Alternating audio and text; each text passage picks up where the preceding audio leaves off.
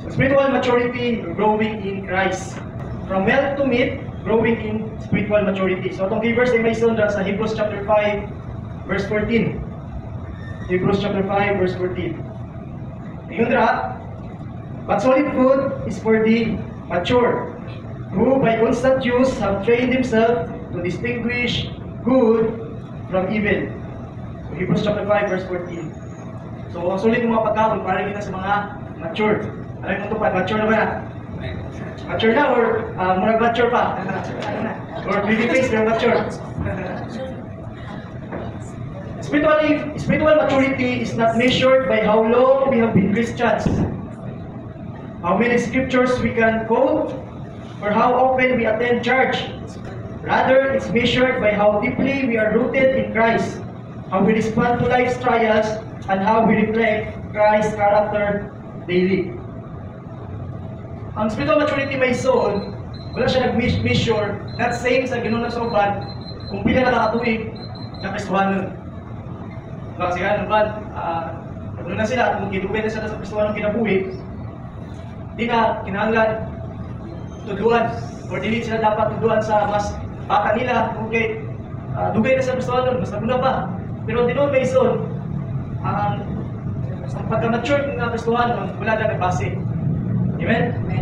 Okay, ay saying may isang inaingon, age does not make you wise, it makes you old.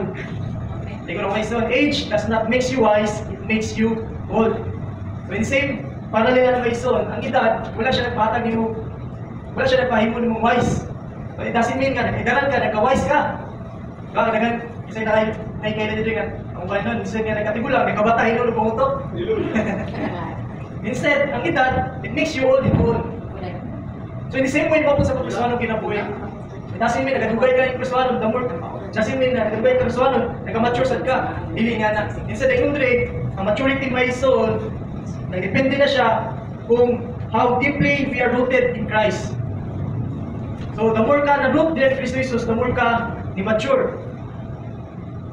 10 years na ang Kristohanon, pero kapag ginagamot pa ni Kristo Jesus, yung gamot, nahanap lang ka, ubsa. Mabaw pa kayo.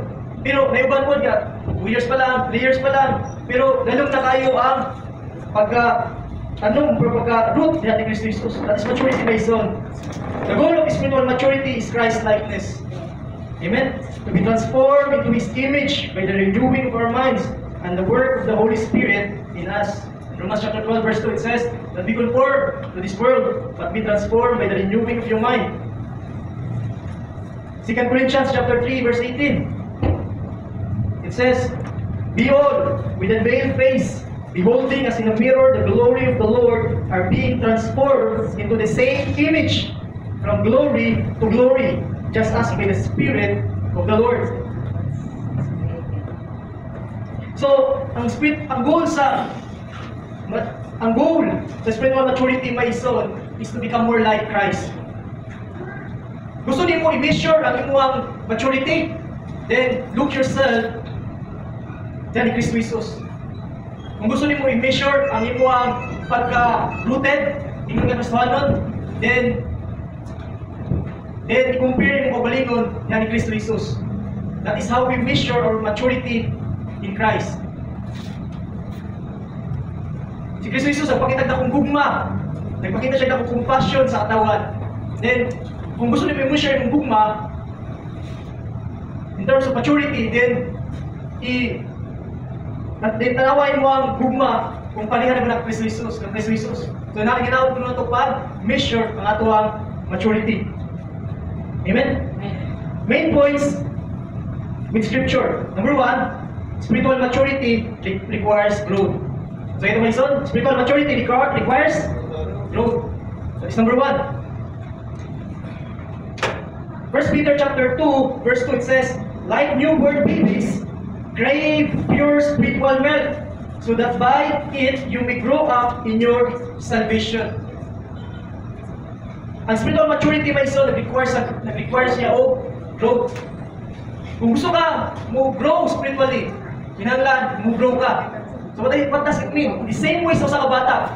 1 Peter chapter 2, verse 2. Chapter 2, verse 2. The same way sa bata may ison, before mature ang bata, naginahanglan siya gatas. Amen?